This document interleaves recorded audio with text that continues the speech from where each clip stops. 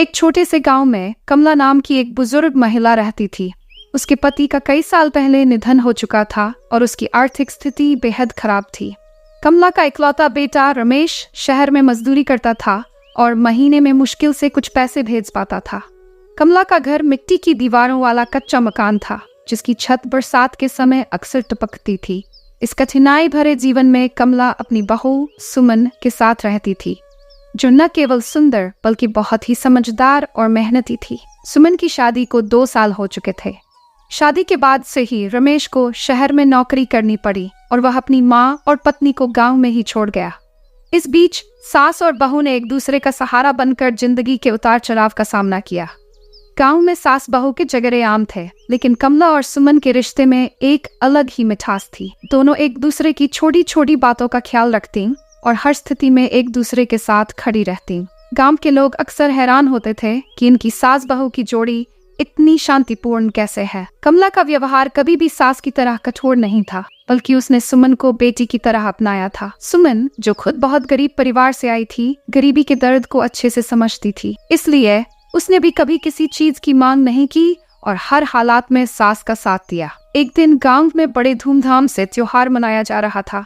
हर घर में तरह तरह की मिठाइयां बन रही थी और महिलाएं नए कपड़े पहनकर एक दूसरे के घर जा रही थी।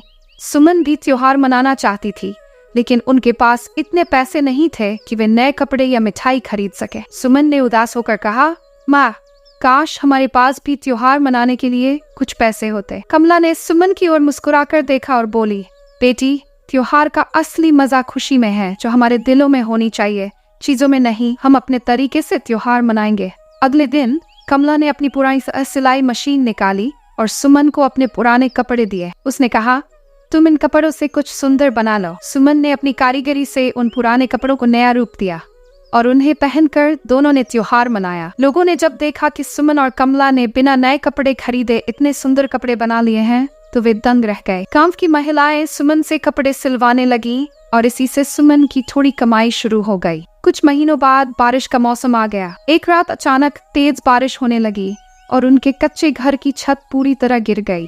यह एक बड़ा झटका था, क्योंकि अब उनके पास छत के बिना जीवन जीने की चुनौती थी। गांव के लोग उनके घर की बुरी हालत देखकर सुझाव देने लगे कि वे किसी से उधार ले ले, लेकिन कमला ने मना कर दिया। उसने सुमन से कहा, हम मेहनत करेंगे और खुद से छत बनाएंगे, दूसरों के भरोसे नहीं रहना चाहिए। सुमन ने भी अपनी सास की बात का समर्थन किया। अब दोनों ने ठान लिया कि वे अपनी मेहनत से पैसे इकट्ठा करेंगी। सुमन ने आसपास के गांवों में जाकर खेतों में काम करना शुरू कर दिया, जबकि कमला ने अपनी सिलाई मशीन से गांव में लोगों के कपड़े सिलने शुरू किए। दिन रात की मेहनत के बाद उन्होंने इतने पैसे इकट्ठे कर लिए कि वे अपनी छत ठीक करा सकें। जब घर की छत फिर से तैयार हो गई, तो दोनों सास बहू ने एक दूसरे को गर्व से देखा। ये उनके धैर्य, मेहनत और एकता का प्रतीक था। गांव के लोग, जो कभी उन्हें कमजोर समझते थे, अब उनकी सराहना करने लगे।